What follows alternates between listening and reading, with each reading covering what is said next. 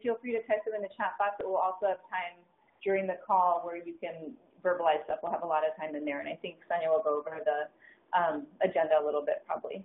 So thanks again, everyone, for checking in. So what we're here to do today is we're going to be talking about how do we design a survey. So last time on the webinar, we had a great conversation really thinking through what are some of the main questions we want to get answers to as a team, and learning about community-based participatory research and really thinking about what does it mean to come up with questions together that guide our research process, and then what does it look like to take those questions into the field and put them into practice. And so that's what we're going to be thinking through today. You know, as we discussed, the survey isn't the only instrument we're going to use to collect data, and we'll talk about that later. But we definitely want to think, what would we get from doing a survey with women living with HIV? How can we get the most out of that? How can it be the most useful in terms of answering the questions you all have? And I don't know if folks had a chance to think about and send your priority questions to Narissa. Unfortunately, Narissa's not here with us today. She's not feeling well. So I don't know if people had checked in with her about their questions, but if you have those, feel free to go ahead and put them in the chat box and email them to me as well. So, so here is the agenda for our call today, for our webinar today. We're going to be going through the welcome. That's what we're doing right now. Sonia is going to lead us through a training on how to design a survey. And then we're going to have time to think through how folks want to design a survey and answer any questions that people have about that. And then we'll talk about what the domains look like. I don't know. For some reason, all of these are number one. Sorry, that's because they're all so important. Sorry about that typo. So then we will we'll talk about domains. And domains basically just kind of means the areas we want to explore through our research project. And so hopefully everybody got the document that was sent around earlier this week on Monday from Narissa. If you didn't get that, please let us know on the chat box, but it should be in your email. It came around on the Ryan White Research Project Google group. And so you should have it. If you can download it and have it in front of you, it'll be helpful in terms of thinking about this conversation, because we're really sort of trying to reflect back to you what we thought we heard on last week's webinar. We want to make sure we're getting that correctly and see what we might all be missing together. So we'll spend a chunk of time talking about that, and that'll really be very interactive. And then we'll talk about just wind up with some next steps from today. So if there are no questions about what we're here to do today, I'm going to go ahead and turn this over to Sonia to start us off. And thanks everybody again for checking in on the chat box. Okay, everyone. Hi, everyone. It's Sonia here. I'm so happy to be back and to see what comes of our conversation today. I had such a great time on Friday. I think it was a really productive conversation and really enjoyed it. So hopefully, I know that today will be similarly productive. And if you have a hard time hearing me, please just send us a message through the chat box. I'm actually going to take us back. I'm going to start with slide 1 because I want us to just look at the image by this amazing local Oakland artist, Melanie Cervantes, because that's the spirit of what we're really talking about today as we think about doing surveys. Okay, so there's a lot of pressing questions that we have, but I just want to take us back to the bigger picture again of why we're doing this. We're doing this because we want to hear women's voices. And we're doing this in this particular way through CBPR, Community-Based Participatory Research, because we are hearing our voices collectively as we design the survey. Okay, so that's kind of the overarching reason why I'm here. So let's start by talking about survey design.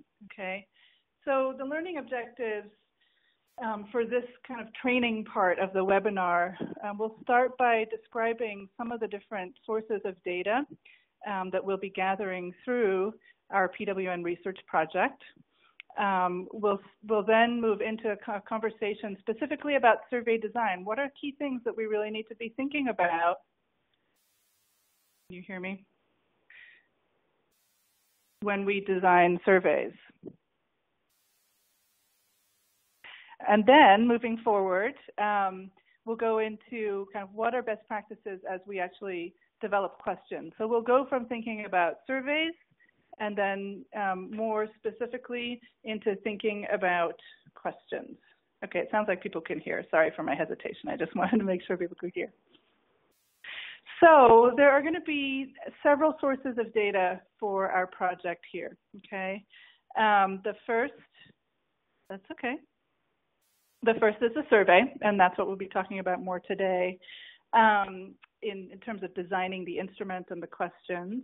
And the second is what are called secondary data sources, so things that already exist that we can tap into that can help us achieve what it is we want to learn through this research project, okay? So, and some of these things came up on the call on Friday in terms of meeting notes, reports from departments of public health, policy reports, and then also some research articles, if there are articles in terms of research that might be useful for us. And then the third form of data is really going to be process data, okay? Because we're doing a CBPR research project, we're not just interested in the outcomes and in figuring out, you know, answers to the questions. We're actually interested in making sure that the way that we do this is not only kind of generative in terms of leading us toward what it is we want to be researching, but also is working well, okay? How's it going is a question that's really important. CBPR attends also to the dynamics of the research, okay? So I know PWN has set up ongoing calls and kind of processes to support this, to support your ongoing reflection. But if you ever have a question or if there's something that you feel like you want to know more about or isn't quite working for you, please bring that to the attention of your research partner, but then also PWN is here as a resource, okay? And we'll be asking you questions to check in with you. Okay, well, it may seem self-explicit or self-evident that what is a survey, but I did just want to go over kind of just what a survey does, right? Surveys are ways of collecting information to represent the views of the whole group that you're interested in hearing from, okay? So we're not just hearing from one person, we get to actually hear in a systematic way from a larger group of people. Why do we conduct surveys? We can find out information that can describe populations, okay? Specific populations by age or location, in terms of, you know, health access and so on and so forth. We can learn about behaviors. People can tell us, you know, what is it you're doing? How often are you accessing services? Are you accessing needle exchange? So on and so forth. We can assess needs. What are needs, unmet needs for a given community at a given time? We can ask about levels of knowledge. What do people know about certain things? Okay. And really the overarching purpose is to inform action for social change. When do we need to conduct surveys, or when do we want to conduct surveys? When we need information efficiently, and when you need information about a large group of people, and also when this is information that you can't get through other means. So that's going to be the power of this project, is that you guys, as a research team, we get to develop collectively what it is that we don't yet know that we really need to know, okay?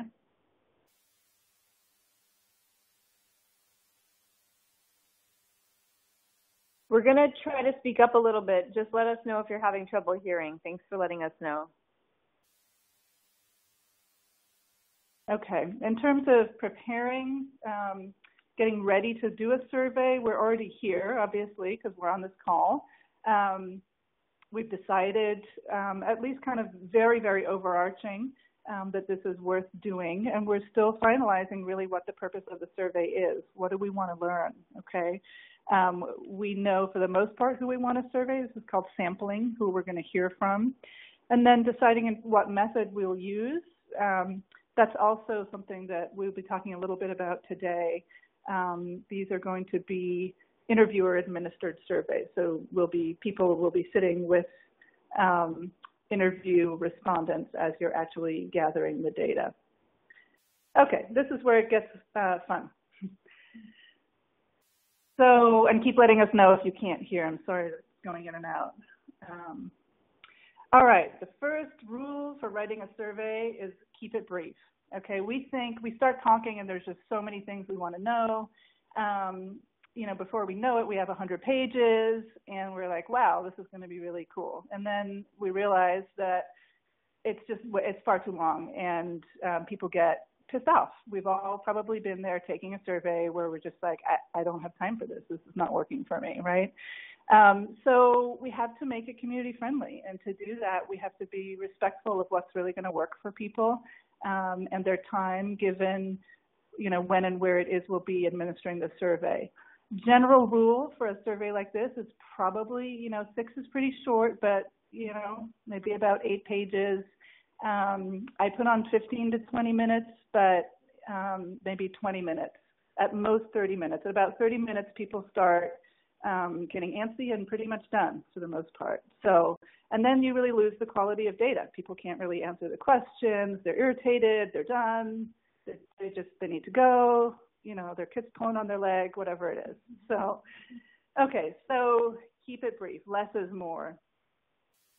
Second point, use simple, clear language. Okay, we don't want to make assumptions about reading level in terms of, so in that regard, having us be there to administer the interviews is going to be really important. Most surveys in the U.S. are designed to be at a 5th grade reading level. As we know, that doesn't necessarily work for people who we may be interviewing, right? So it could work for some and it might not for others, and we just can't have that be a barrier. We have to use words that people understand and that convey the meaning that we intend to convey. So no fancy words, no terms that people don't know about, all that good stuff, okay? And it sounds easy, but it's often harder than we think, and there's a lot of acronyms, a lot of terms that people use that we just need to really check ourselves and be careful about when we're designing a survey. On that note, we don't want to assume knowledge. We don't want to assume that people know who's funding the service that they're receiving, for example, right? So we kind of have to go in there asking questions to even assess certain levels of knowledge too. This is one that gets a little more specifically into questions, which we'll talk about a little later. Oftentimes, we want to ask so many things that we just jumble it into one question. So one question becomes like 10 questions. So here we have an example of a question that actually asks 2 things: how often and how much time do you spend on each visit to a hospital? And if you ask someone that question, there's like many different answers, okay, in terms of coming up with an answer to that. Here's another one: how satisfied are you with your care and treatment? Okay, really different things here. So to break them out, it would be more like, you'd even probably ask, when was the last time you visited a hospital, right? In general, how often do you visit a hospital? And then when you are visiting a hospital, how much time? So you've already, one question is turned into 3 questions here. So sometimes it seems really repetitive and stuff, but we just have to be really, really, really clear as we word our questions. There are 2 overall kinds of questions. It actually refers more to the kind of responses, because when you think about a question on a survey, it's not just the question, it's also the kind of response. We have to be thinking about the response options. So one kind of question is questions that are open-ended, that ask people in an open-ended manner, i.e. they get to kind of come up with their own answer, something, okay? So these kind of questions generate non-standardized, so it's basically, unique information from each person. So here are a couple examples. The first one: who in your life provides you with the social support you need? Okay, so that could have been asked actually as a question with a bunch of check boxes, my partner, my kid, my case manager, my mom, right? We could have had a bunch of check boxes there, but we left it open because we kind of wanted to hear in people's own words and give people just, the opportunity to really reflect on that around social support in particular, really, really important thing to assess. And then secondly, what would ideal mental health services look like for you? And here we get, to to see in 4 lines someone gets to write, if they have teeny tiny handwriting anyway. People get to really kind of express their ideal services right here. These questions are actually taken from a needs assessment survey that was conducted in Alameda County here in 2010 or 11 around HIV services. And then there's the third question is, did you experience problems for services that they've already listed in accessing or using services? And then if you did, please describe them, okay? Because we wanted to be able to hear in more detail what these were, okay? We didn't feel like checking off a box would have given us sufficient information for that. So while we want to keep open-ended questions to a minimum on surveys, otherwise pretty much we would just be doing interviews, we still want to think, you know, about where they might actually give us important kinds of information. Okay. So the second kind of question is closed-ended questions, or questions where the response option is closed-ended. We don't have lines of, you know, where people can write what they want to be writing in more detail. So the purpose of these is to really generate standardized information across all participants. Okay, so here we see a question by A, have you disclosed your HIV status to any of the following?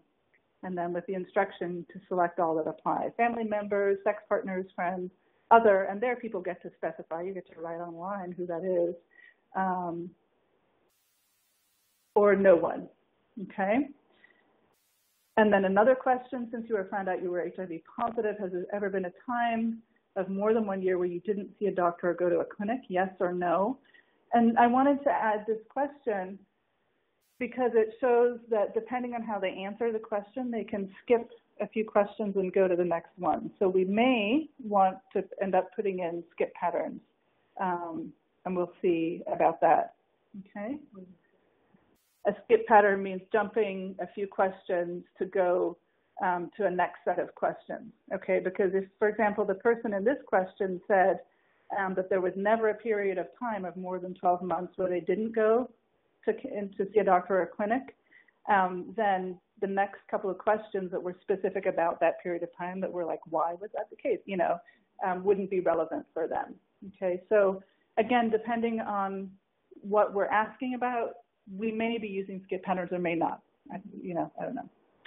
And then there's a kind of question called a Likert scale response option, which is really asking people how much they agree or disagree. And I'm sure everyone's answered questions like these. So please indicate the degree that you agree with the following statements, okay? So in a statement like, I feel that I'm getting good HIV care, you know, someone could answer that they strongly disagree, they disagree. Sometimes you see in the middle there neutral, and I prefer not to put neutral, prefer to kind of actually have people assess more either disagreement or agreement, or they don't know or that doesn't apply to them. Okay, is everyone doing okay? I can hear, okay. Hopefully people can still hear. In terms of response options on questions, there are some that fall more into asking people to rate, kind of rating questions, and then ranking questions. Okay, so in terms of rating questions, that's where we ask people to make an evaluation according to a set of response options that's already given to them. So we see here the example, how would you rate your overall health? And then they're asked just to select one, so excellent, very good, good, fair, or poor. Ranking's a little different, right? So ranking, we're just asking people to evaluate their response, you know, based on the options that they're given, okay? So assign a value of 1 to the item you think is the most important in terms of how important you think these things are to receiving adequate health care. So for some people, it could be S, length of time and waiting time in the office is number 1. Other people, that could be number, you know, 7 or 8, right? So we're asking people to make that assessment. And these can be really useful ways of asking questions, asking people to rank. And then you can kind of compare over your whole sample, you know, is there something that really, really stood out, right? Was convenience of hours like number 1 for over half of your sample? that tells you a lot in a pretty efficient way of asking a question. These are just some tips for writing response options to make sure that we consider, just to be really careful that they're not overlapping, right? So here, this first question, how many days in the last week did you exercise? None, 1 to 2, 2 to 3, 4 or more. Well, is it 1 to 2 or is it 2 to 3 if it was 2, right? So again, these are very basic things, but it happens all the time on surveys. So we just want to be really careful about this kind of stuff. We actually did it on our last survey. You did? You did that kind of thing. Right. Yeah. So we made that mistake on our last survey with age categories. I think we had like a category that was something like 24 to 30, and then we had another one that was like 30 to 39 or something with overlap. It happens a lot with age, it's true. Yeah. So good to check for that kind of stuff. It helps to be really detail-oriented, and I'm sure there are many of us out here who are when we start designing and reviewing questions. Then again, we want to make sure that there's a choice for all possible responses. So how many days in the last week did you exercise? 1 to 2, 3 to 4, 5 or more. Well, what about people who didn't exercise? What about people like me? My kid's sick, so I actually can't go exercise right now. In the last week, I would have loved if it was 5 times in the last week, but it wasn't. So we need to make sure that we're giving the full range of all possible responses. This third one is really, really important. There needs to be balance in the responses, and I hear this a lot when I'm doing surveys, and I think about it a lot in my research, because we're often asking about things that are hard or negative or stigma and stuff, and so we need to also consider positive options, right, as well as negative options. So here, this example question, how satisfied are you with your job? Very satisfied, or somewhat. We're assuming that everyone is satisfied on some level. It doesn't even give anyone the opportunity to say, actually, it really sucks. I'm very dissatisfied. Mm-hmm. And similarly, in doing HIV research, I often find that there's kind of a focus on negative, and we need to make sure that there's, again, kind of attention to positive experiences too. Okay, now I'm going to get into, when we think about surveys overall, the order that you ask questions, again, is really, really important. And sometimes people don't really think about it a lot. You just you have your brainstorm list of questions, you get them on paper, and already that's been a lot of work, and then you're done, right? Well, it's a really important part of survey design to be able to figure out where questions go. And I think that's something that's going to be definitely part of what everyone's going to be working on together, right? We want to make it interesting. If it's not interesting, people check out, frankly, right? Why bother? Mm-hmm. Why be present for something if it doesn't seem interesting? It needs to be convenient to take, and it needs to have kind of a logical flow of the topics. So the general rules for ordering the questions are that the opening questions, we want to make sure they're important and relevant. I'm sure all the questions are, but they kind of get people into the survey, essentially.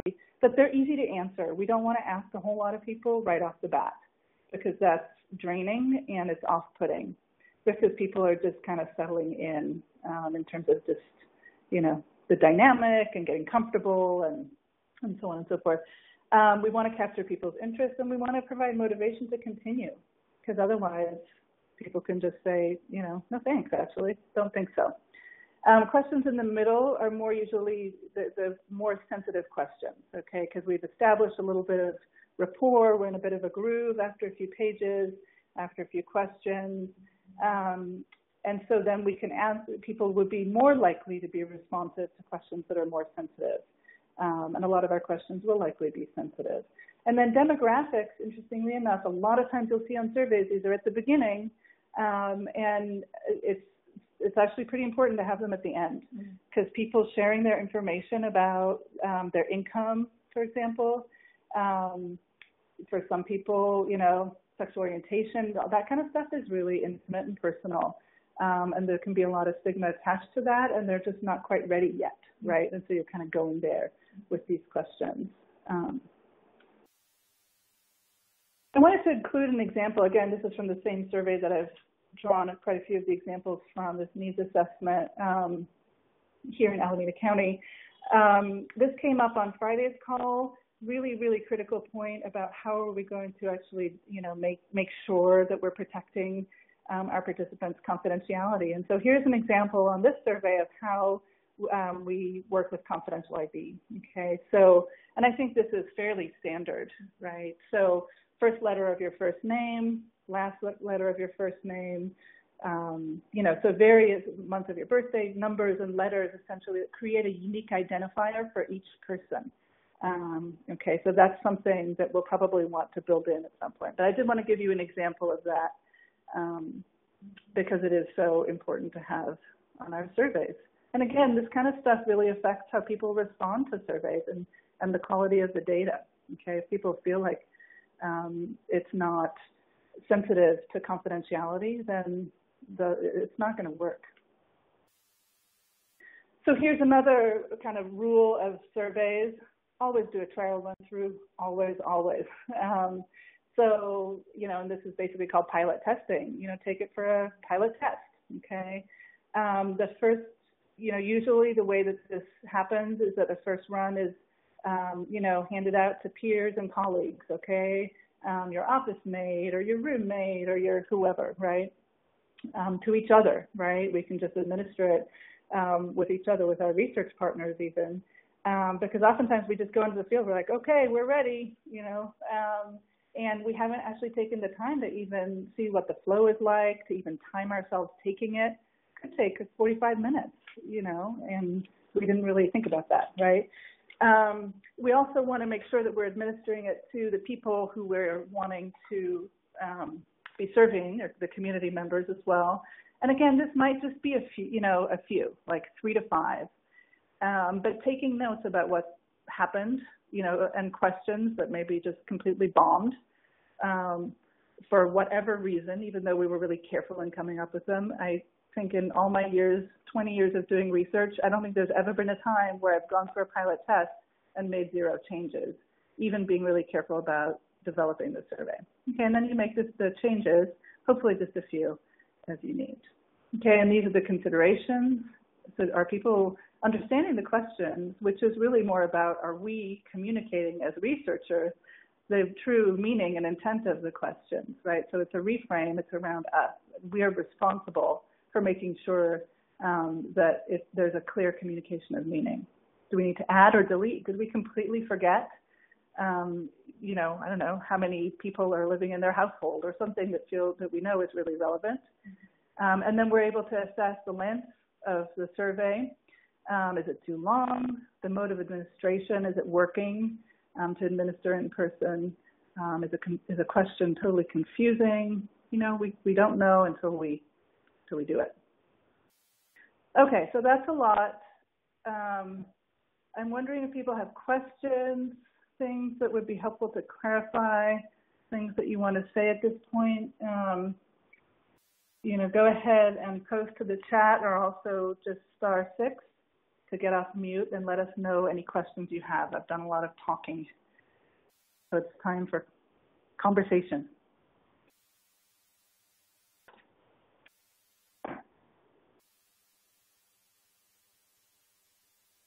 We'll give it a couple minutes in case people are trying to come off mute.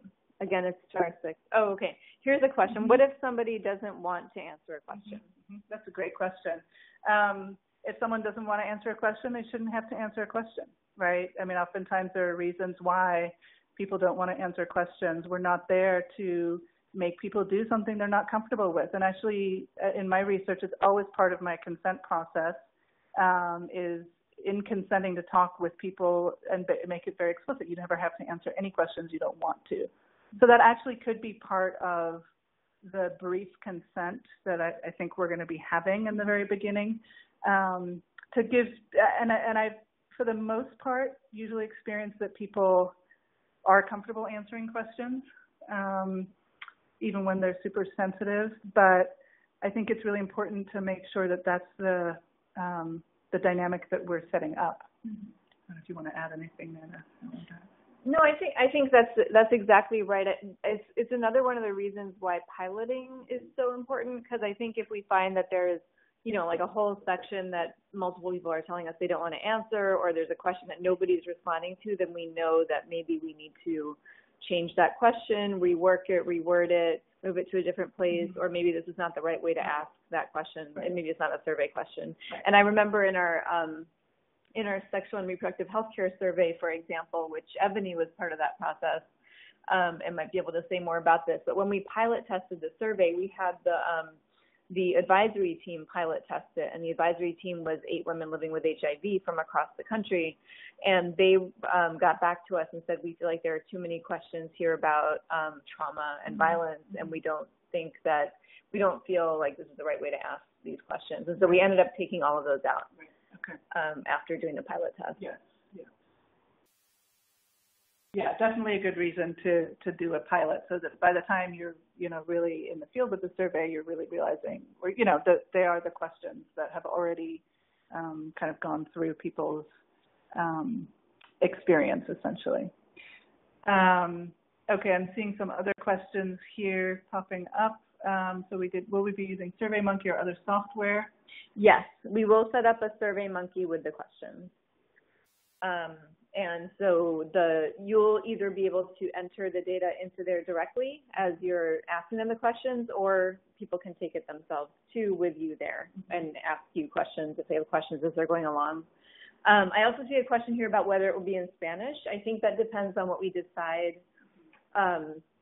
our questions and our sort of target population are.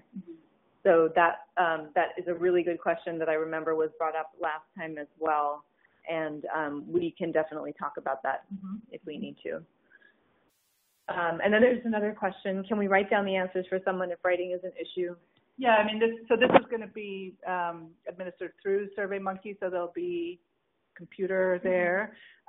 So yes, the interviewer can be the one who's actually inputting the answers. So we're not necessarily reliant on someone writing that themselves. Yeah, and this will make it a lot easier for just entering and transcribing the data too. Last time we had done a lot of paper surveys, and it was really a little challenging to transcribe all that data and to read people's handwriting and everything. Yes, no, it's a very good idea to take care of all that through the SurveyMonkey. Any other questions on kind of designing surveys or questions? And again, everyone will have access to these notes, so, you know, through the next couple weeks, you know, you'll have them as a resource to draw on. Great. Well, let's move on into the second part, really, where we're going to, in essence, it's a continuation of the discussion that was really so productive and amazing on Friday's call, where so many ideas came up. And after that call, Nana, you really took it upon yourself to kind of organize a lot of the overall themes into 5 kind of categories or kind of main topic areas. And it's really useful when you design a survey to think about sort of domains, which are essentially just topic areas. What are the main topic areas that we really want to be hearing about? So do you want to talk about this at all? The one thing I would say is that, so I sent, the document that was sent around to all of you had 5 domains. They're not all necessarily survey domains. Some of them, I think, will have questions that apply to our survey, but some of them might lean more heavily towards other forms of data we might collect. So, so just, you know, loosely for the purposes of right now, think of them more as like research question domains than actual survey domains. Because some of them are questions that the women may not be able to answer directly themselves. Like, you know, we might be able to get a woman's perspective on how services have changed, but we might need to layer that over with looking at actually how funding for a particular service has changed in a jurisdiction. Yeah. So these are research topic domains. Yes, thanks for that clarification. So we'll look at those 5 key areas that came out in terms of the research topics. We'll describe just a few sample questions for a couple of those topics, just to kind of put out an example of what a question might look like and hear people's thoughts. And then move into a discussion about some questions that remain, specifically hearing people's thoughts about Ryan White Part D and specific areas of that that we might want to be asking specifically about. Talking about sexual and reproductive health to the extent that that's something that people want to be hearing about. And then also a very specific question about how to assess insurance coverage with women living with HIV. Okay. Okay, so here are kind of the 5 main areas, and again, these are research topic domains, areas that were identified by this group on Friday's call. And I'll just read through these kind of research questions here, and please go ahead and, post questions or additions or thoughts, comments to the chat box as we go through. So the first is really assessing, doing a bit of a needs assessment. What are the unmet HIV care, treatment, and support needs of women living with HIV? So for example, transportation came up a lot, needs for case management, peer support services that people may not be getting or that may have changed with funding changes. That's partly what we're interested in assessing. What are other services that women with HIV need in order to stay in care that they're having, or are they having trouble accessing? Okay, which other services? So are there, for example, housing, substance use services, mental health services?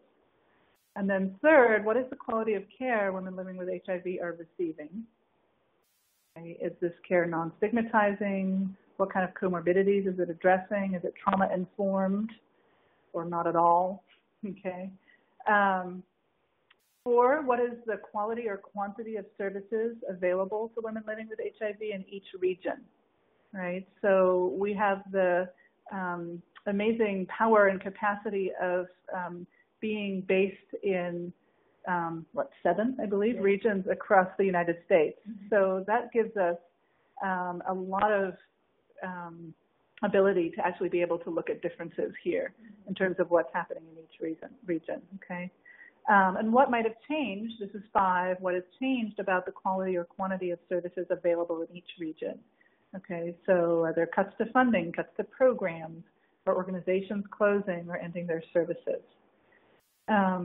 So again, these were generated by the conversation and all the ideas that came up on Friday's call. It doesn't mean to say they're complete. In fact, they're probably incomplete. And so we want to know what's missing here, or, and here specifically kind of more about each part of these as well. Okay. So please speak up in the chat box or *6 throughout as you have thoughts about this. I'm going to lead us through each of these, and then maybe we can actually hear if there are other thoughts about each domain as we go through. Mm-hmm. So the first one is, again, unmet need for HIV care and treatment, and the overarching question here that really came up is, what care-related services do women with HIV believe they need in order to stay in HIV care that they're not able to get or don't know where to get? Okay. So I'm going to go ahead and just give you an example of what a possible question might be to try to assess unmet need. Okay, so tell us about your experience accessing the below list of services. And so we see there's a chunk of services listed below. Please check only one of the responses for each service listed below. Okay, and then there's some possible responses you see on the bottom here, 1 through 5. So choices being, I've accessed this service in the past, but no longer access it because I don't need it anymore. I've accessed it in the past, but no longer because it's not available. I've accessed it, but don't access because I don't qualify, although it is available, or someone who's currently utilizing, or I need it, but I don't know where to get it, okay? So this is one way of asking this question, and I'm also going to give us kind of a table question that I think might be another way of kind of getting, this is a lot of information we're asking for here in this question. and there may be something that's left out of these responses as well, right? So that's a bit of a concern possibly with this question. If you have any thoughts about it, feel free to let us know. You want to add anything? I would just add that for each domain in the survey, there can be a lot of different questions we ask. So this could just be one particular question. Yeah, Heather, that's a great suggestion. So I do not need this service. Right. I've never needed this service. That's exactly right. That's totally missing from here. Right, exactly. Great. I think there's a second. Is there another sample question? I'm going to move us on to another sample question around unmet need. This is a ranking question, as we were just talking about. Please rank the items below in order of how important they are to you in being able to stay in medical care, okay? So we've got a lot of options here, and we probably want to make sure to give people a very clear instruction about, please rank from 1 to 10 or however many there are here, based on the order, right? So, and again, I would probably suggest that we have an, other, and then kind of an open-ended place where people can put if there's something that's not on a ranking list like this. Yeah, and I see here, Heather, I don't know or have never heard of this service is a really great point. And that also touches on what, I'm not sure, Heather, if it was you or someone else brought up on Friday, which is people not knowing about services and really being able to assess that. So important. Okay. Here we have a suggestion from Cindy, transportation for myself and or supportive friend or family member. Yeah, great. That's a great addition here.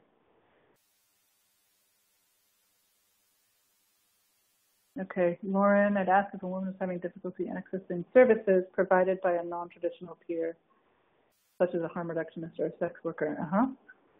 So here, important question to add to this consideration of access to services, essentially. Keep the thoughts coming. These are great, you guys. I'm going to move us just into this domain 2 of research questions, unmet need for services that support engagement and care. Okay, we know there are services that support retention in care and engagement. So the overarching question really being what other services and resources that we believe or, evidence has shown are important to supporting women living with HIV's engagement in care are women not getting. Okay, so again, unmet need here. I'll move us into a couple of questions that might be able to tap into that. Okay, actually 3 questions, starting with which of the below do you currently need and are not able to get? 4 options currently, but again, probably room for many more. Housing for yourself, housing or residential program that allows you to bring and be with your children, food, and substance use services. Second question, how much do you agree or disagree with the following statements? My medical doctor is an expert on HIV care. We give people the ability to say that they strongly disagree with this, or that they strongly agree in this instance that they do have someone who truly is an expert and I trust my care and service providers to maintain confidentiality of my medical information. Okay, so really, really critical questions here. Again, using this Likert scale type response that we just talked about. And third, in the past 12 months, what are the reasons you have missed filling a HIV med prescription? Check all that apply. Okay, so we'd have little, check boxes here, and they'd say, well, I couldn't afford the copay. I couldn't get to the pharmacy because of hours. I couldn't get there because I had transportation issues. I was not eligible for ADAP. Does not apply. Okay, that's always important to consider in our responses to questions like this, is giving people the option to say, well, it doesn't apply to me. So that's why I can't answer it. I am not taking medications. That's that way? I am on medication. Or I'm on medication, but I've not missed filling it. See, I just came to my own assumption. This is a good survey moment here. As I read this, I just sort of assumed that it was, I am not taking medications as I read it. But, okay, I'm not on meds, or I'm on meds, but I have not missed filling a prescription in the past 12 months. Okay, so we have a few thoughts coming up. Have you heard the term trauma-informed care? Great. There was one before that. Sorry. Pat Clark. My provider is an expert on issues specific to women. So important. That's great.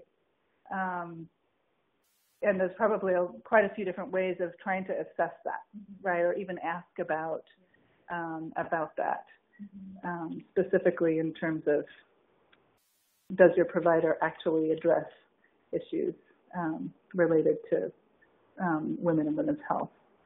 And I'm actually interested to hear, Cindy, do you think that people have heard the term trauma-informed care? I just would be curious. It's the kind of thing that we want to, is that real? Yeah, exactly. Right, or are they getting a service that actually addresses trauma, right? So, trauma-informed care is definitely something that those of us who are kind of, working in HIV and providing services and case managers are coming to talk about more, right? But really important to be thinking about, and also to be thinking about how do we ask questions about that. Heather, you're saying for question 3, it takes too long to receive my medications. Okay, wait. Through mail, they're not automatically sent. Okay. So adding that as an option for missing, then filling an HIV prescription. Great, thank you. Lauren, I think there needs to be a way to refine the question on food. Even when there are food services, they may not be appropriate for an individual. Is the food really nutritious, culturally appropriate, available often enough? Great. And there actually were some food questions on this survey that may be useful and helpful, really around kind of food security kinds of issues, really assessing that. Great comments and thoughts. Thank you, everyone. Okay, so this one's a little bit of a crazy slide. Here we have another question. For question 2, Heather, is my doctor trauma-informed trained? Okay, so I hear a lot of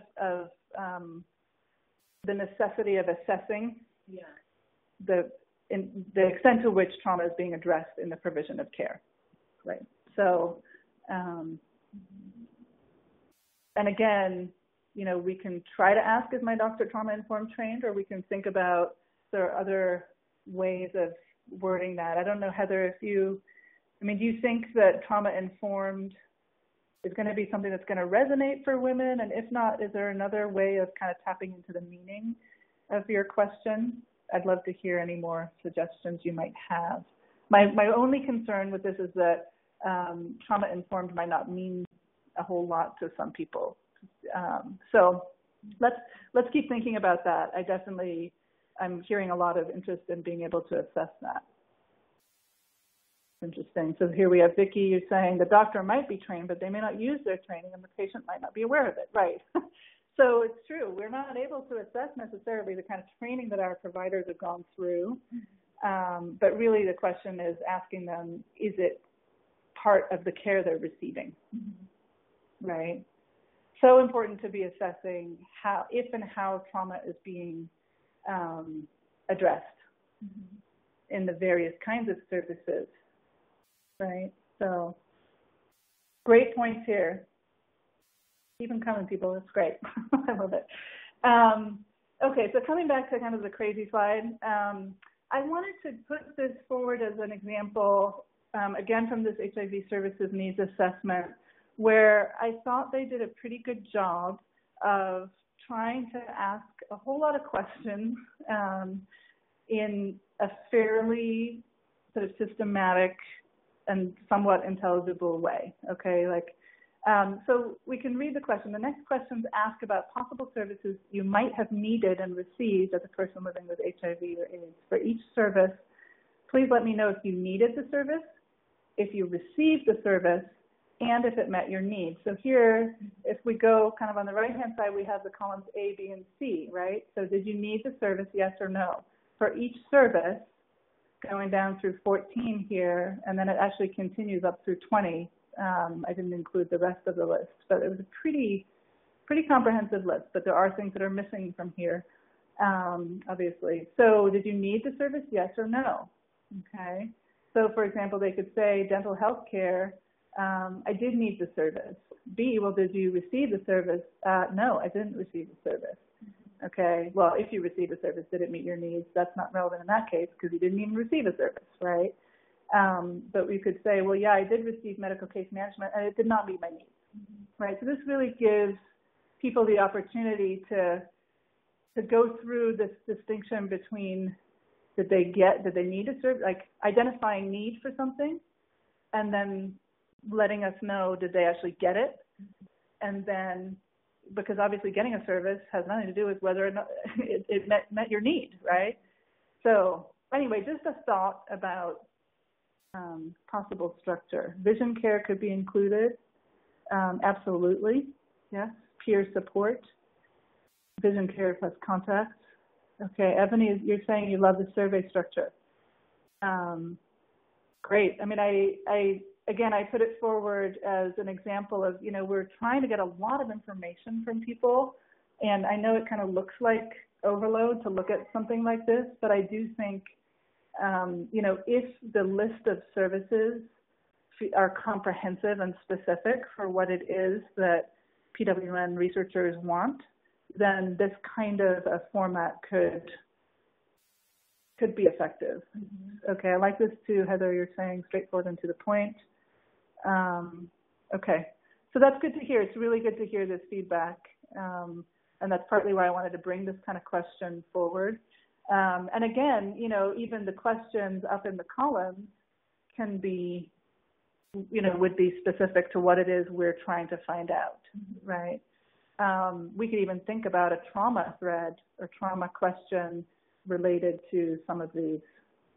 Anyway, so to the extent that comes up in all of these different contexts. Mm-hmm.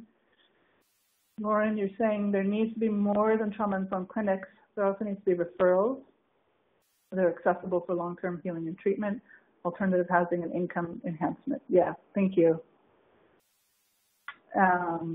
Absolutely. So making sure we consider referral long-term timeframes on that as well. Housing, income enhancement. I think that point about income enhancement is really important, I need to say. So thank you, Lauren.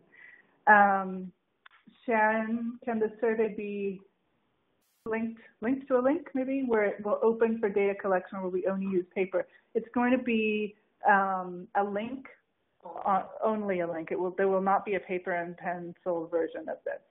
So you will only be doing the survey with people on a computer, a laptop or a tablet or whatever works for you. Okay. So it's only going to be electronic. This is going to make a huge difference in terms of just making sure that that whole step of making sure that you actually get the data, it is just met by this mode of administration. Any other questions or thoughts or comments? Heather, you're saying add somewhere, do you qualify for ACA? Yep, and how does that impact your services? I see a question about a laptop. No, so that was one of the requirements for participating in this project was that everybody needed to have access to a computer that they could use. So it doesn't have to be a laptop. If there's an organization you can go to and use their computer and have women meet you there to take the survey, that's totally fine. But that was actually a requirement for being involved in this project, is that somebody on the team needs to have a computer that they can use for this. Okay. Great. Any other questions about mechanics, administration, seems like some people like this kind of a format, again, that would be with PW, specific content in here. But the idea of just being able to go through, and it's really important to hear because you will be the ones who are collecting the data, right? So if this seems like it would be a realistic kind of question structure for you, that's really important. Okay. Moving into domain 3 of the research questions, with the question really being, what is the quality of care women with HIV are getting, okay? How good, how comprehensive are the services women with HIV are getting? And then thinking specifically about sexual and reproductive health care needs, okay, with questions being, is sexual and reproductive health being adequately addressed for women living with HIV of all ages? And then secondly, how do quality, availability, and accessibility of SRH or sexual and reproductive health services differ for women of reproductive age versus women who are past reproductive age? And this is something that we didn't spend a lot of time talking about on the call on Friday, but I think we definitely want to hear your thoughts specifically on sexual and reproductive health care needs. So should we move into that discussion now? I mean, I think it's one of the questions at the end. We can do it later. Yeah, okay, so we're going to get to this. Yeah, other stuff that fell under this quality of care question where I think Lauren had brought up the example about comorbidities, so that was one of the things that falls under this domain, and then the trauma-informed stuff that you all keep bringing up. I think, this might be the place where we would want to figure out how to ask some of those questions, like whether they're getting a particular kind of service that we're defining as being a trauma-informed service. Okay, so no sample questions for these domains. But so moving into the fourth question, what is the quality of systems and healthcare infrastructure? And how does this quality, quantity, and accessibility of services differ by region? And then finally, in terms, again, based on the conversation on Friday, it does not mean to say that these 5 domains are complete at all. That's the conversation we're moving into now. Changes to quantity and quality of women-focused services. Okay, so what is changing at the local, state, EMA, or grantee level? And how is it that people are feeling that? Okay, and this is so important because this is really, my understanding is what we're trying to understand, therefore, in terms of what really need to be priority areas that we're going to be kind of pushing for and really moving forward in this current climate. Yeah. Okay. Should we go back? Yeah. Okay, so let's go back to all the domains in the beginning that you could put in. Okay, great. Okay, so now that we've kind of gone through somewhat each of these 5 areas, I want to bring our attention to what's missing from this discussion. What's missing here? We really want to hear everything that's not on here. Yeah, and do folks feel like this accurately sort of groups the stuff that we talked about on Friday, or are we missing some stuff that came up already completely? We'd really love to hear your feedback now about, both about that piece and about what's totally missing from here.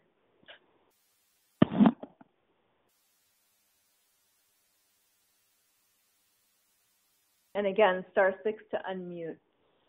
And you all should have the document that sort of spells this out in more detail with everybody's input and examples that folks have provided on Friday's webinar.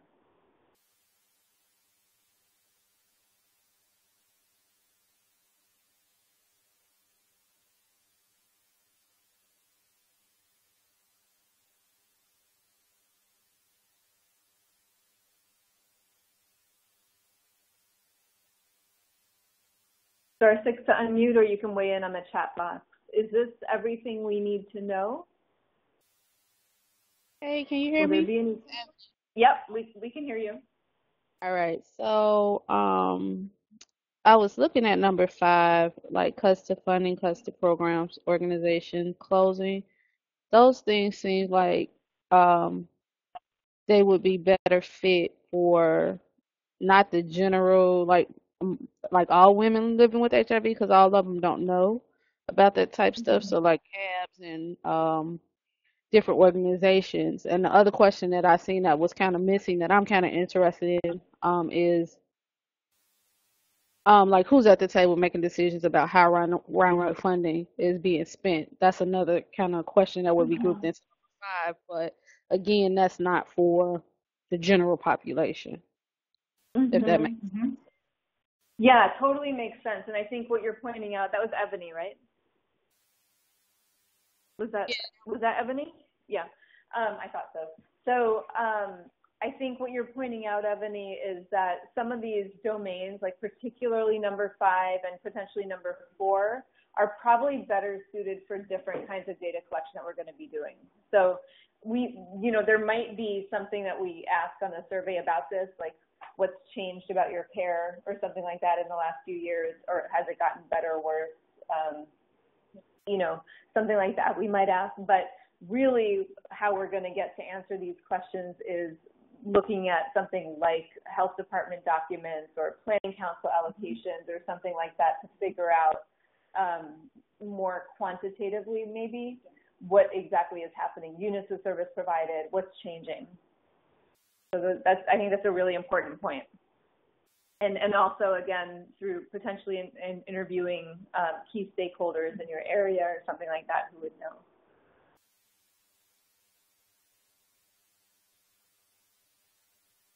So the survey is not our only data source. And then seeing a couple more comments, questions that came in on the chat box. So Heather, the Planning Council didn't allocate even with the letter and women present at the council meeting in San Diego. So I think that raises an important question, both kind of like what advocacy has happened and how successful has it been might be a piece of what we want to look at in these regions. Janet, your question, will there be any questions asking basic educational questions? So demographics, essentially, yes. We'll definitely need to have a section of demographics. So education will be part of that. If people, maybe just now in the chat box, what are specific demographics that you think are important for us to ask about? Maybe let's just ask that, because I think, there are areas of that oftentimes get overlooked, or, so what feels like the most important demographic type question? So what do we need to know about who's responding to our survey? Right.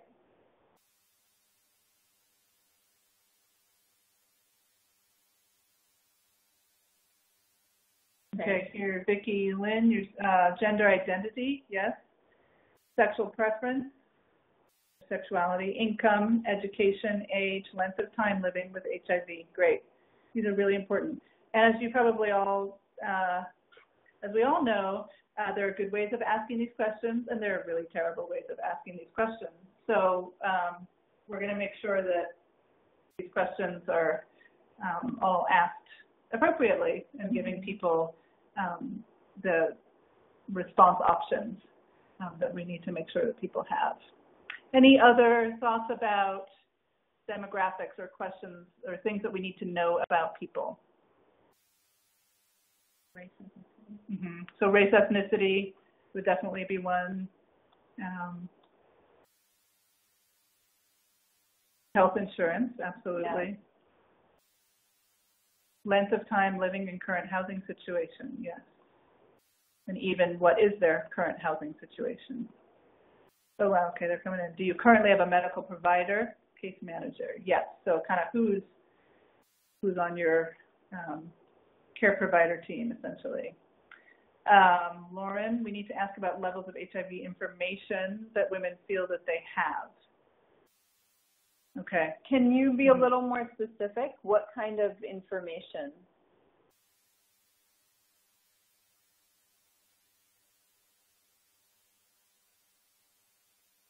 So, yeah, Lauren, just let us know specifically what kind of HIV information, because it is important to assess, but there's lots of different forms of HIV information. Yeah. Vicki Lynn, you're saying children? Absolutely. We need to know if people have children, and children maybe even in the home too. Cindy, is there going to be some input from the trans community about the survey questions? Nana, I think that's probably a question for you. I think it's a good question, and I think it also depends on if our target population is including trans women who are accessing services. If we are, then definitely we should include input on the survey question, no question. So that's a question I would put back to you all around our target population here. Yeah. So if people want to weigh in on and with the target population, I think there are a few things that have come up here that we're going to need to think about and make some decisions on at a particular point in time. So, you know, thinking realistically about the number of surveys we're going to be able to get, if we're thinking about 20 from each site, that's about 140 total. What do we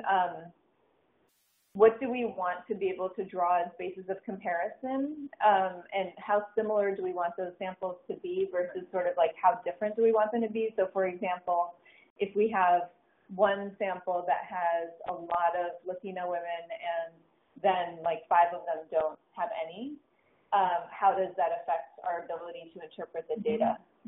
Whereas if we say that we're going to make sure that we recruit Latino women in every single area, does every research team have the ability to do that? So this is a question I really want to put to you all to think about in terms of how we think about how to prioritize who we're targeting. But yeah, I think that's really important. I mean, I think from a research perspective, you know, there will be some differences between, you know, based on the geographic region and site.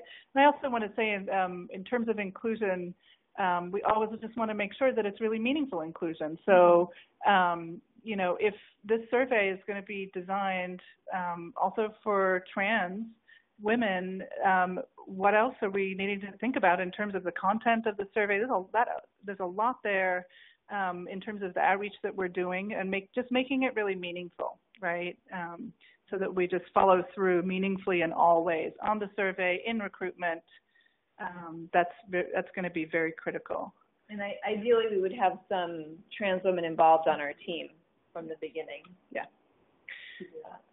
Moving through what's coming up in the chat box, Pat Kelly, how about moving from one state to another? Okay. So kind of where they were diagnosed and where they're getting care now. Yes, absolutely. Janet, you're saying CD4 versus undetectable. Do you know what these mean? Great. So maybe not even just assessing kind of self-report of viral load and CD4, but also assessing understanding or interpretation of what that actually means. Heather, do you have medical coverage? Yes.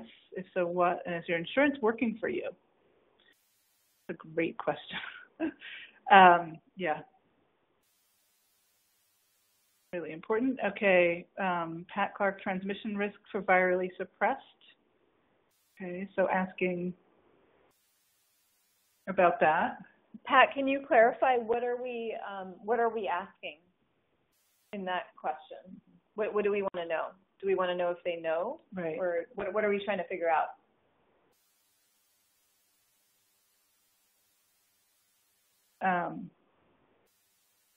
While you're responding to that, I'll just keep going through. Heather, during the past year, have you visited an HIV healthcare provider? Yes. Very clear, important question. Pat Clark, you're saying childbearing age can get pregnant. Okay, so there's a lot here, actually.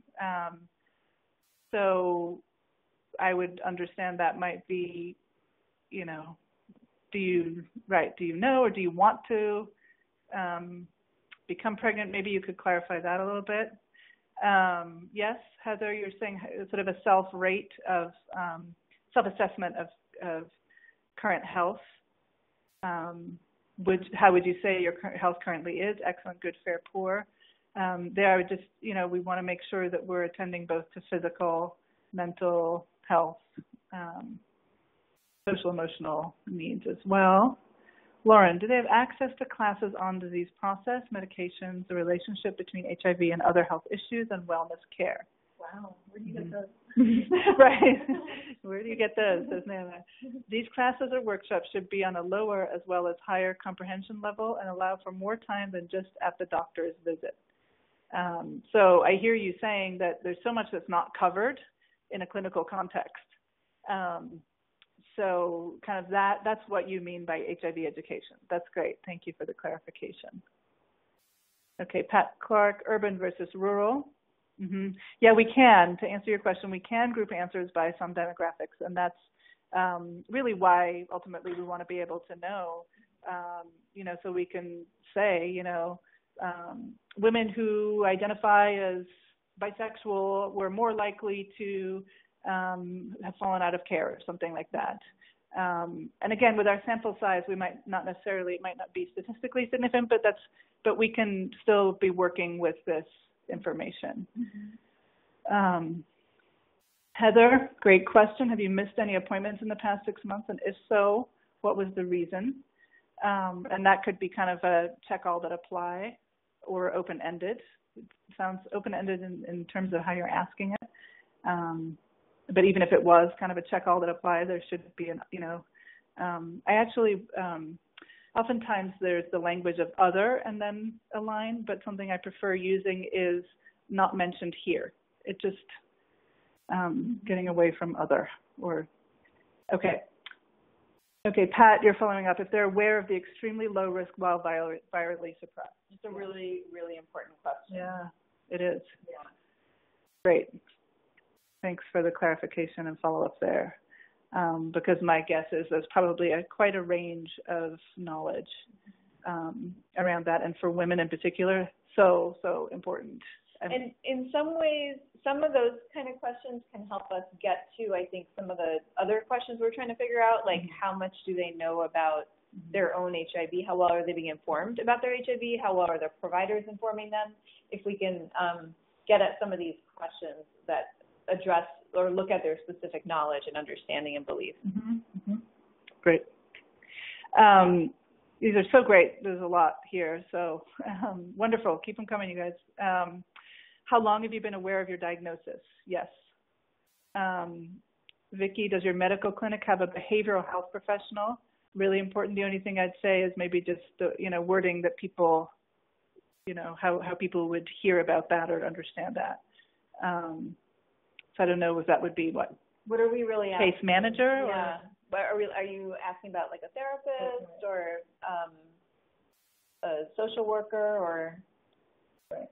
And this is the kind of thing where if we were to word a question like this, we could have, we could say have a behavioral health professional, and then in parentheses, options or how it is we're identifying what that is, if you wanted to keep that. But it's probably good to think about how would it specifically, what would that look like or be for women. Heather, do you have any other medical issues besides HIV that are not being taken care of? Absolutely. What else is going on health-wise? Cindy, do you have access to ongoing mental health services? Yes. I like that. And the ongoing part, I think, is really critical. So there may be a way of actually kind of fleshing that out. Are you currently taking antiretroviral medicines? Absolutely. I'm probably asking, I don't know if you want to know, more about that. Vicki, what is our targeted sample size per state, or will we go over this at the next training?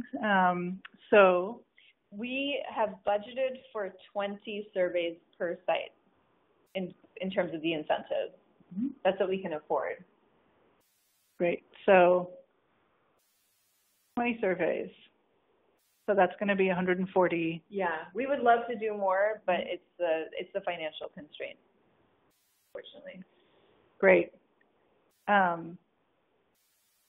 If we encounter the wonderful problem of having more people that are readily accessible, is that the budget won't malleable. Okay. So that's it. So it's 20, which is a good size per site.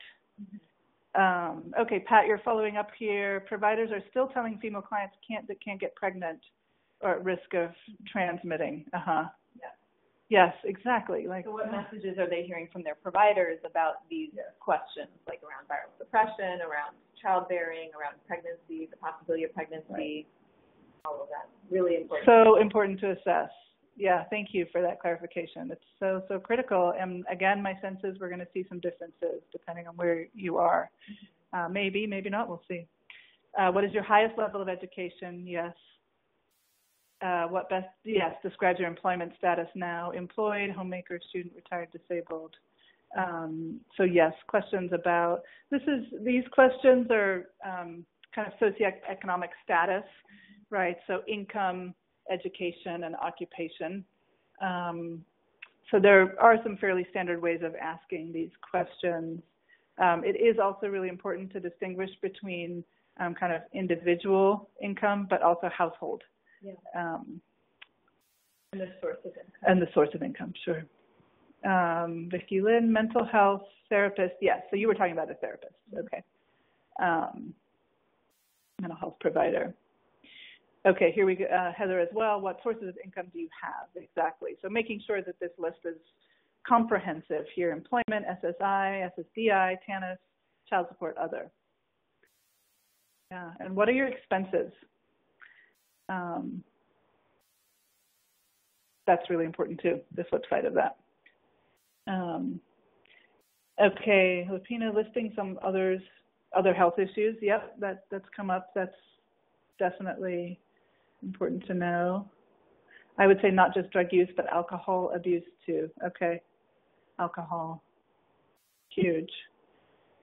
You're also bringing up addressing intimate partner violence, sexual assault, legal history, and PTSD. Okay. Can you just clarify, I think that was Heather, right? Heather, are you asking about their history of all of these things? Is that what you're suggesting we address, or is it something else? Yeah, because, can you hear me? Yeah, we can hear you. We can hear you. Okay. We can't hear you anymore. Oh, yeah. Well, yeah. You'll hear me? Yeah. Okay. That question was really so that because trauma can be a reason or a barrier to accessing health care. So I feel it's important to know whether they've had any trauma in their past and how, because that could be relating to why they don't access care or things like that. Mm-hmm. Yeah, that's great. Thank you for clarifying that. Mm-hmm.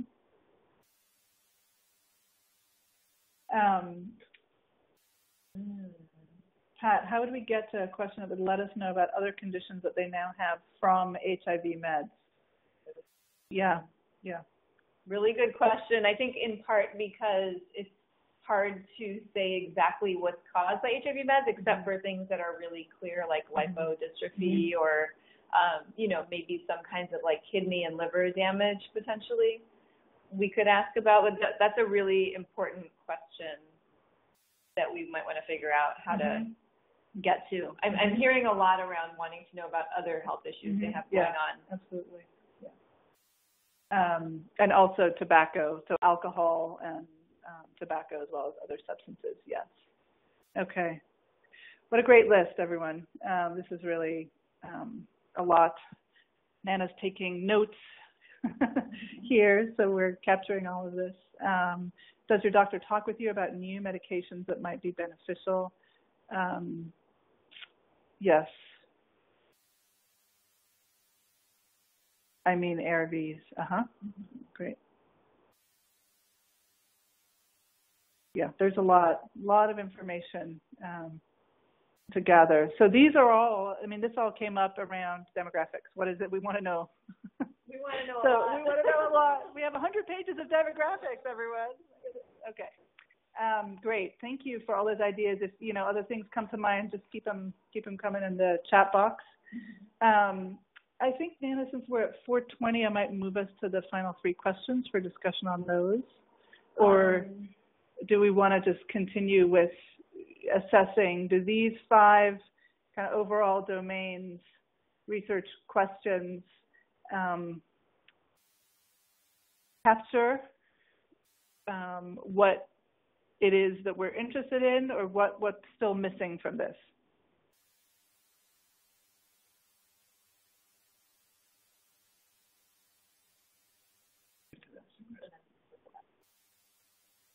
Okay. So just in terms of that question of, do these 5 research questions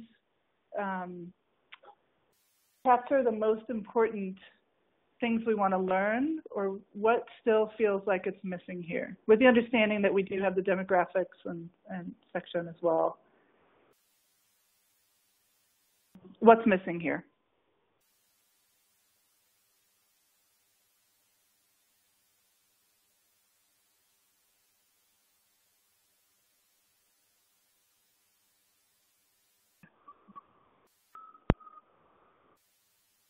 Okay. Okay. So I think we can move on. Great. We have some more questions for you. So let's get a little more specific. Okay. So Ebony, you're saying, in my opinion, it captures a lot. Yeah. Okay. Great. I guess at this point they cover. So it sounds like, I mean, they're fairly broad, right? So here are 3 additional questions to get a little more concrete that we wanted to be able to hear your thoughts on. So the first question is with regard to Ryan White Part D, which came up on Friday quite a bit. But here's the question. If it went away, Ryan White Part D went away, what are the things we are the most concerned about? And we really want to rely on your expertise here for this one, because we know a lot of you are working in or have been involved in Part D programs. And we know that this is something that all of us feel very passionately about, and we want to kind of get to the nugget of what are the most important things we need to know about Part D. So what are the things that are driving our concern about the possibility of Part D going away? And don't feel like you have to word it as a survey question or a research question, but like, what are the things that you personally are most worried about if Part D went away?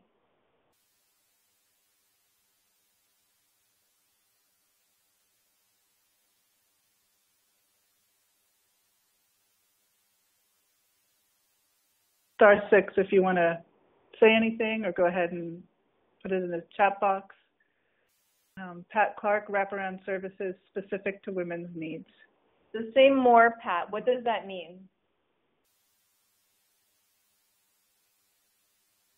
What are we really getting at here?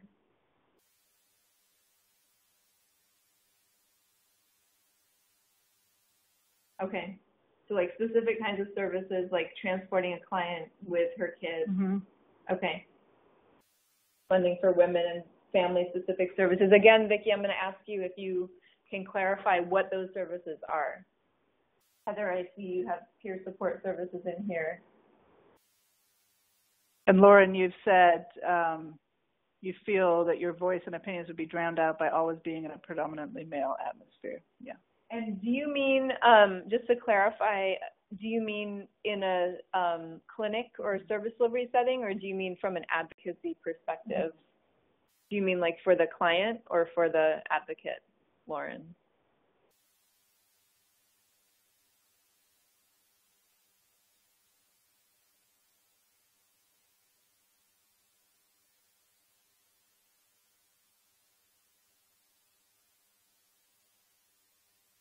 For the advocate. Okay. Yeah. Okay. So like a political concern. Yeah. I think that's real. Absolutely. And then Vicki Lynn, funding for women and family-specific services. Again, can you clarify what kinds of services you're talking about?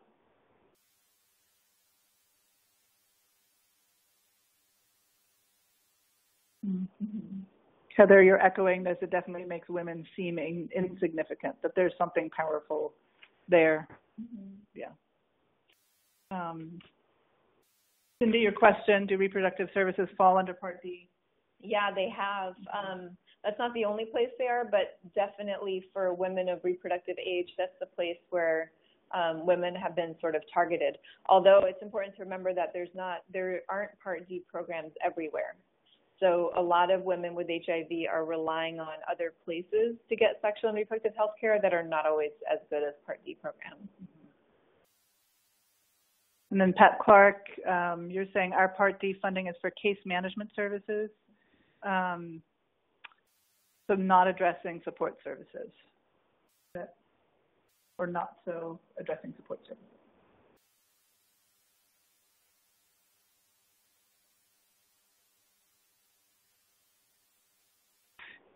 Heather, you're saying retention and care programs. What kind of programs? So if you want to maybe follow up and specify what kind of programs, Heather, you're talking about. Vicki, you're following up. You're thinking in relation to agencies who only serve women. They'll now be in competition with other agencies for funding. Yeah, that's exactly what I was going to say. What Vicki just wrote was that the retention and care programs specifically for women, the ones that serve women. So those programs are now going to be having to compete for funding with all the other agencies who are specific to men at this point. Yeah. Mm-hmm. Yeah, that's a really good point. Thank you. Pat Clark, so support services for these women's family. Okay. So for family members. Oh, I see. So not addressing support services for women's family. Yeah. Thanks, Pat, for following up. So these are some really important ideas around what are we most concerned about if Ryan White Part D went away. Okay. Go ahead, and any final thoughts in response to that question, continue to let us know. Let's move on to question 2. What do we want to know about sexual and reproductive health services for women with HIV? What do you want to know about sexual and reproductive health services for women living with HIV?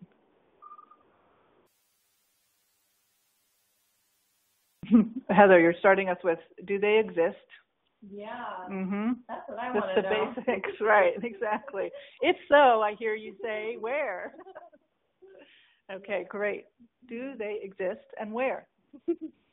Really great question.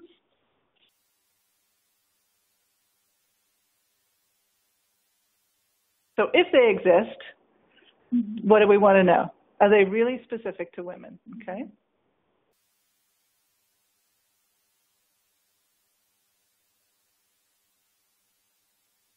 Say more.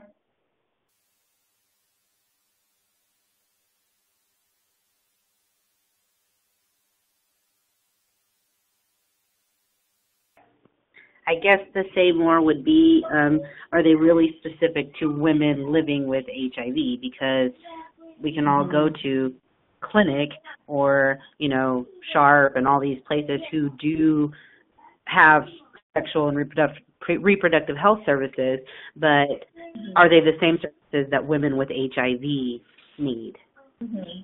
Right, great. Really important. And, so yeah. Do the providers know about HIV? Do they know about sexual and reproductive health care guidelines for women with HIV? Are they non-stigmatizing? All of that sort of stuff that you're bringing up. Just comes back to what someone mentioned earlier. Go ahead. Yeah, I was going to give an example, and I know Rachel's on the call or whatever somewhere, so she might chime into this. But even those here in San Diego that are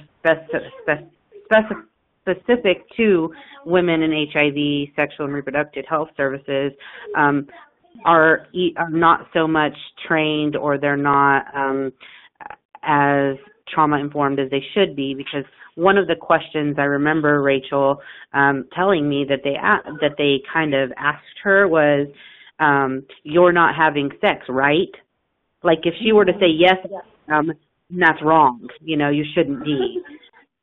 So it's those kinds of things that really need to be addressed. Really, it's a great point, and it's exactly why we want to make sure this is included as a major part of this survey. Lauren, I also see your point here about women over 55 being asked and provided information about sexuality, and I think it's really critical that we figure out how to ask questions to assess how women who are not considered to be of reproductive age are having sexual and reproductive health care needs met. I guess I'm just wondering if there's a reason you identified 55 as the age.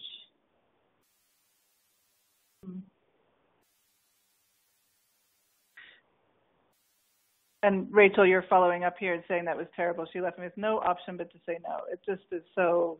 Yeah. Yeah, that's awful. Thank you for sharing that. It's so upsetting. It really is. So this is why we need to know this, because I think this happens so frequently. It's kind of. Mm-hmm. So yeah, Lauren, the question, coming back to your point here, just curious to hear if there's something about over 55 that, like, what is it in particular, I guess, about that age? Yeah, like as opposed to over reproductive age, more broadly, like which would be considered maybe like 45 and up, I think, according to the way service categories are defined and services are delivered often. So I just really want to know if there's a reason that we need to sort of disaggregate out further beyond that. And, is it like around the emerging epidemiology or some other question? I also see another point from Meta here about services being delivered in a way that's competent, like culturally competent, really important point. And Vicki Lynn, I saw your question earlier as well about, or your point earlier as well about stigma and childbearing. So all of these really important issues. Right. Really critical issues, and also very related to kind of where on the reproductive spectrum women might be, right, and assumptions about that. Young women, and assumptions about reproduction itself. Okay, Cindy, you're saying, has your doctor talked with you about hormone replacement therapy? Lauren, you're responding, you're saying, no, I don't relate to sexuality in terms of age, but I think that some providers see sex among seniors as being inappropriate. Yeah, so you're saying it's not necessarily so much about reproductive age, but it's also ageism and how it comes into play in this context.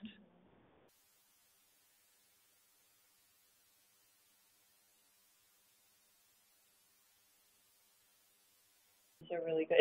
Yeah, go ahead, Meta. There you go. That's great. They are so wrong. Yeah, that's great. Okay. This is great. Yeah, these are really good thoughts on this. This is a lot of stuff for us to start with in yes. terms of drafting. We have a lot in here and from the earlier conversation that included some of the sexual and reproductive healthcare stuff. I'm going to move us into the third question, otherwise known as the second question, number one. I don't know how this always happens with PowerPoint, sorry. Which is more specific. If you still have thoughts on questions, one or two, keep them coming. So what is the best way to figure out what kind of insurance coverage a woman living with HIV has?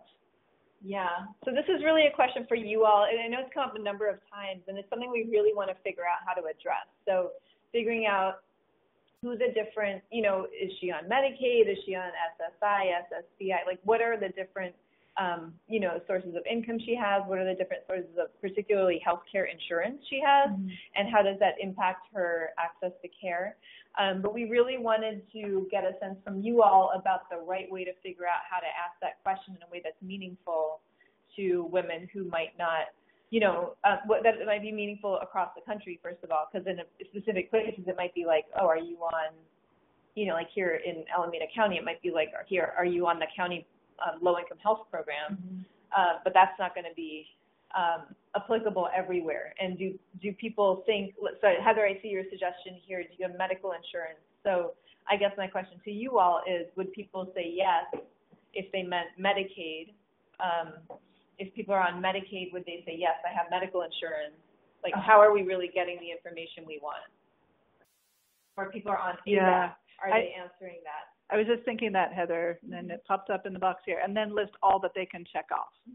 So you would imagine it being that question, then followed up with all the possible categories. Okay, and Ebony, you're following up here. We may have some general options, so these categories to check off, check all that apply, and then a narrative to ask specific. So some things maybe not there. Deirdre, is there a specific type of medical insurance that you have? Heather, you're saying private insurance, Medicare, Medicaid, Medi-Cal, other, or public VA. Pat, insurance provided by the state, Medicaid, yes. Heather, none, or Ryan White. Okay. So you're kind of coming up with all the categories here and that under that encompassing question. And I guess one of the reasons I'm bringing this up is because I found here at least that a lot of people might not know they have Ryan White, but they know that they have like a particular card from the state of California or from the ADAP contractor with the state of California. So just trying to figure out what the best way is for us to get that info. I mean, would that be something to ask? Like, do you have a insurance card? Yeah. So even if they can't identify necessarily what it is? Yeah, that might be a follow-up. This is Heather again. So I know when I worked at Christie's Place, this was one of the questions that we asked our for the retention and care program that we asked our women was, do you have medical insurance? Or how, and if they didn't have a yes to any of those boxes that we had, then we would ask them, how do you access care then? Like what do you have a college? Is there anything you use when you go to your doctor's appointments? Yeah. That's great. Great. Thank you. Is that something that other folks have used, that kind of system, or does anyone have a different suggestion? Do you think that would work well?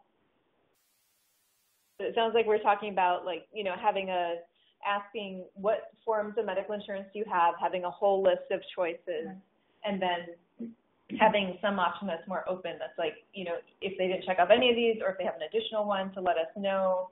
And if they're not able to answer the question, following up with a question that's like, well, what do you use? Is there anything that you're using when you go to the doctor? Right. That would be really on the interviewers to get that information. Yeah. Absolutely.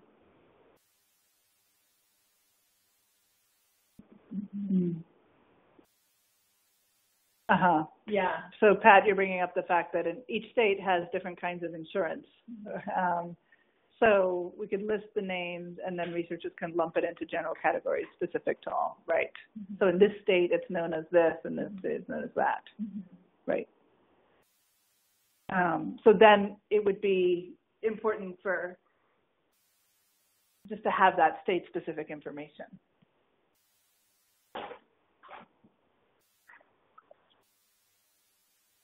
Okay. Great. Well, these are really good suggestions. Thank you. Yes. This is excellent. So I think now, I just wanted to, somebody's really loop back to, we've covered a lot. We did the survey design training. We talked about how to formulate questions. And then, now we've been having a really great conversation specific to this kind of the 5 research topic areas coming out of the Friday conversation, and now following through on these follow-up questions. So I guess my question for everyone is just, what is still missing in terms of questions that we want to be asking that we maybe have not talked about? Other sexual and reproductive health questions that didn't come up yet. Heather, I see you're putting yes. Other demographics, definitely race, ethnicity, gender, absolutely. So there's sort of the question of what's still missing in terms of questions that maybe you haven't brought up yet. But coming back to the 5 research areas, research topics, and questions, is there anything still that you feel we need to be thinking about there? Okay, people are coming up with things here. Pat Clark, are you a member of PWN? Heather, marital status, marital and or relationship status, maybe. Exposure category, okay. Current housing situation, a few people have brought up. HIV status, yeah, positive, and AIDS.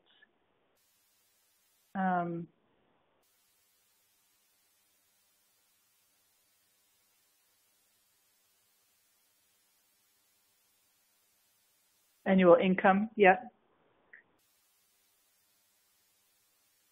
Often with income we do in the last month, it's easier to figure out.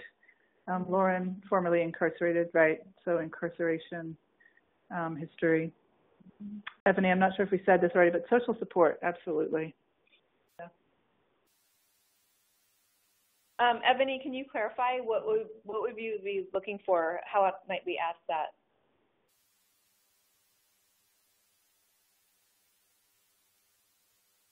Heather, you're bringing up family size, dependents.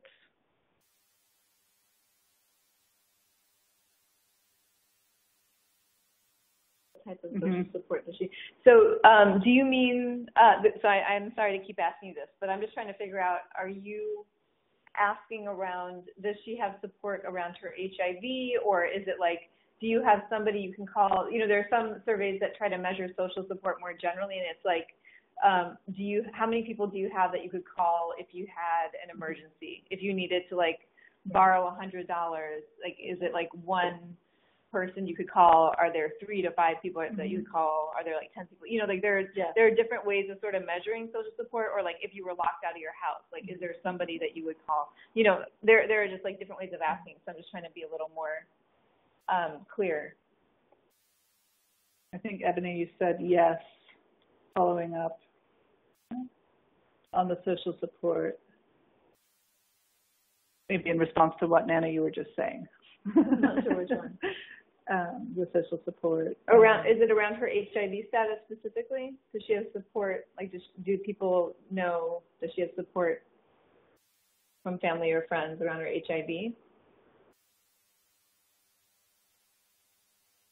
So yeah, it's support around her HIV status, as well as around if she has a family, around helping her with the family, like with kids, social support around that, because a lot of that is, I mean, if they don't have support, social support with their, you know, for their kids or around family, then they'll need some of those round-white services even more. Right, like if it's like there's nobody for her to leave her kids with when she goes to the medical appointment. That's a different situation. Great. Right. Thank you for clarifying that. Heather, you're bringing up family status, negative or positive. Okay. So family members, I assume here. Pat, you're saying ask them what is one thing you'd tell a woman newly diagnosed with HIV. You know, and that's a powerful question, and it can say a lot around kind of just the most important thing in a woman's life and experience.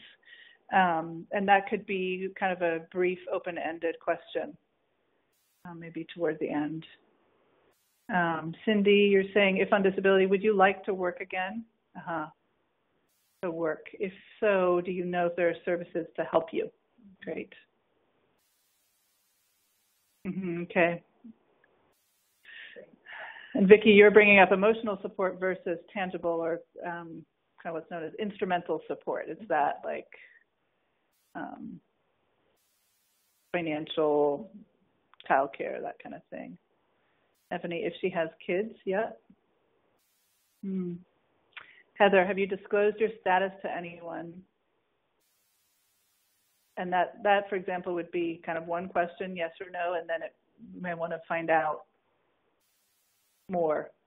Yeah, would we want to know, for example, if she had ever experienced violence or threats as a result of disclosing her HIV status? That's something that I think we might be interested in as well, given our research that we've done before. Heather, you're saying yes.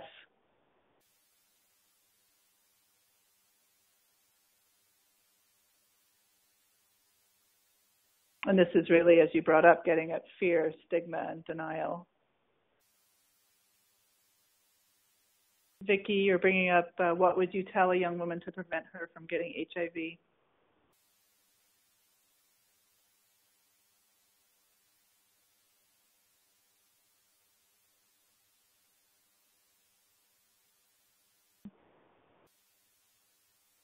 are really good. Great. Great. Okay, we definitely have enough for a very long survey. You guys are going to create a 100-page survey. I could tell it now. And I'm going to be like, I told you, hang on. So I think we are going to, we would like to hear, just kind of like, if there's only one thing we could learn, what's the most important thing to learn from this survey? I'd love to hear that from every team. If you've thought about it, talked about it, connected with your partners about it, you can just chat it into the chat box. Like if there's like one thing we really found out and published information on this fall, what is it? So Cindy, I'm seeing that the one from the Bay Area is, do you want to go to school and do you know if there are services to help you or what are the barriers? Is that from the Bay Area team? That's your number one priority to learn from this survey process?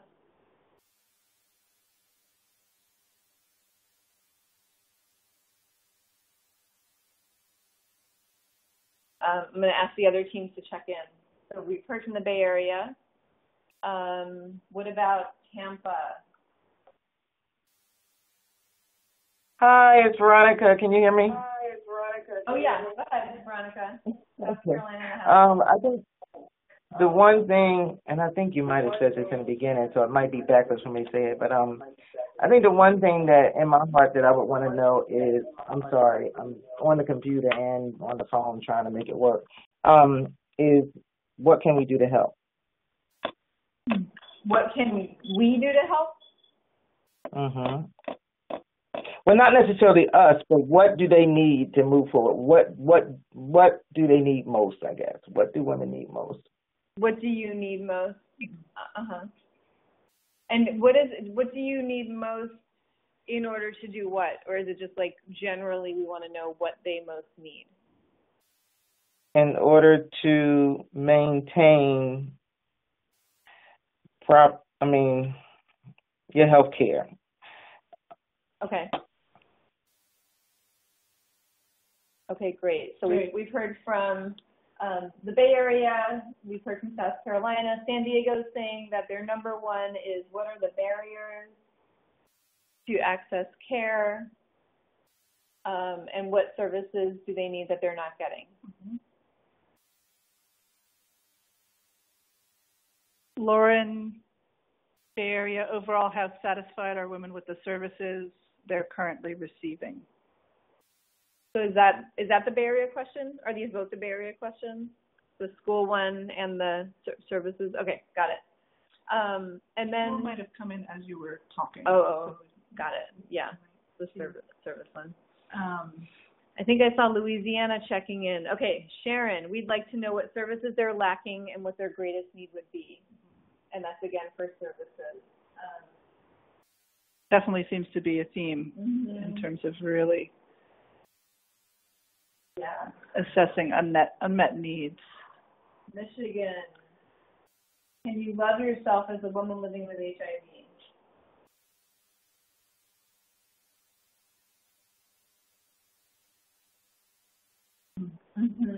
Ebony, you're saying you think we should take some of the things that we learned from reproductive health survey in consideration, maybe not ask those questions, since that's data that you have already asked.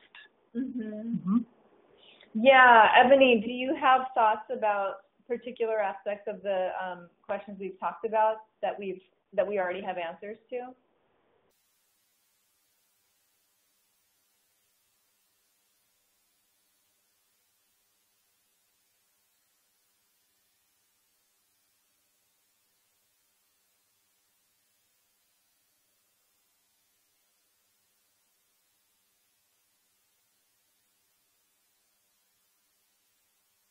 In the meantime, I'm going to note that we got a couple other recommendations. So from Chicago team, what are the barriers to care and treatment? And from Tampa, what are you most interested in finding out?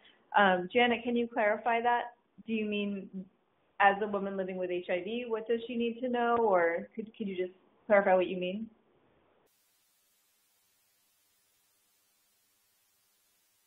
And then Pat, you had mentioned comfort level or question comfort level in our own skin with our HIV. Right, which definitely relates to the can you love yourself. Oh, sorry. Yeah, Ebony, we couldn't hear you. *6 to unmute.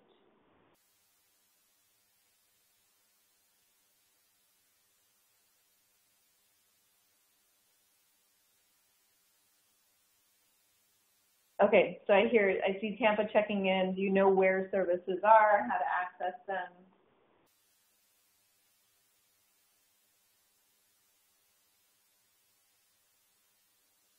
Okay, these are great. This is a really great list, and this is really giving us a sense of how to think about prioritizing. So we'll make sure and reflect back to you. If we get to a point where we're like, we have 300 questions and we need you to help us prioritize, we're going to remind you of what you told us the priorities were in terms of what we most need to know for women. And remembering again that we're in a particular political context where services and funding for women are being slashed and attention for HIV period is going away. And that's the context in which we're fighting back and trying to make an argument that there are certain services that are really still needed, especially these non-medical services, and we have to figure out a way for there to be a mechanism to sustain them, even in the Affordable Care Act implementation era and in this Congress and environment that seems to, pretty much hate people with HIV, women, low-income folks, and all of that. And really keeping that in mind, kind of, and that's why we had those 5 overarching research areas, topics, because, what you ask on the survey has to come back to just what you're talking about, Nana, that kind of overarching purpose. So, I'm going to say now it's probably going to be hard because there may be some questions that don't end up making it to the survey because, you all decide, we really do need to prioritize. But I'll tell you now, it'll give you better data too and help really focus on the areas that we really are trying to find out about to then move forward action based on the survey data and analysis.